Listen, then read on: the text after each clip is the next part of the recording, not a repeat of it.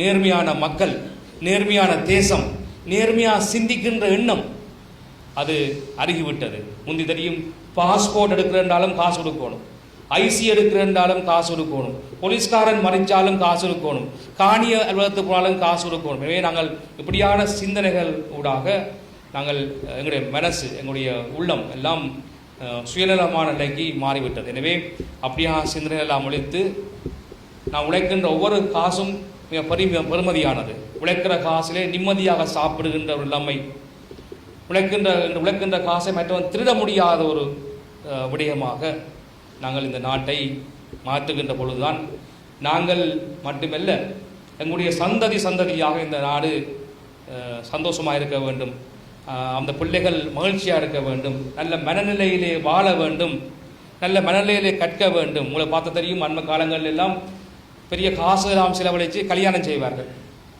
1000 பேரை கூப்பிட்டெல்லாம் கல்யாணம் செய்வார்கள். பல கோடிக்கணக்கை செலவழித்தெல்லாம் காசு செலவு செய்வார்கள். ஆனால் கொஞ்ச நாளைய பிறகு பிரிந்து விடுவார்கள். இன்றைக்கு அண்மைய இலங்கை மத்திய வங்கியின் ஆய்வை எடுத்து பார்த்தோம்னு சொன்னால் கிட்டத்தட்ட ஒரு நாளைக்கு 400 டைவர்ஸ் கேஸ் என்கிற அளவுக்கு இந்த வீதம் இருக்குது. ஏனென்று சொன்னால் அவளுக்கு வாழ தெரியவில்லை, குடும்பங்களாக சேர்ந்து வாழ முடியவில்லை, கணவன் மனைவியாக வாழ முடியவில்லை, மதித்து வாழ முடியவில்லை. அப்படியாக நாங்கள் நல்ல கல்வி இருந்தால்தான் எது சரி எது பிழை என்று நாங்கள் உய்த்து அறியக்கூடிய அந்த கல்வியை நாங்கள் பிள்ளைக்கு வழங்க வேண்டும்.